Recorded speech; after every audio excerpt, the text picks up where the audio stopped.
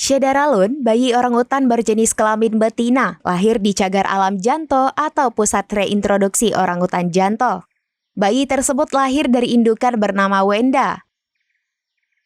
Kepala Balai Sumber Daya Alam atau BKSDA Aceh, Ujang Wisnu Barata mengatakan bayi orangutan itu diperkirakan berumur sekitar 1 atau 2 minggu. Dalam video yang diterima Serambi dari BKSDA Aceh, tampak detik-detik indukan Wenda menggendong bayi mungilnya di atas sebilah pohon yang sudah tumbang.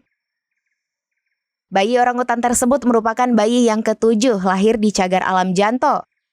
Saat ini hasil monitoring petugas di lapangan, bayi orangutan tersebut dalam kondisi sehat. Nama yang akan diberikan kepada bayi orangutan tersebut masih dalam proses pengusulan. Indukan Wenda sendiri adalah orangutan yang dipindahkan dari Pusat Karantina dan Rehabilitasi Orangutan Sibolangit, Sumatera Utara pada tahun 2013. Sebelumnya, Wenda adalah orangutan sitaan yang ditemukan di Kabupaten Gayo Lues, Provinsi Aceh.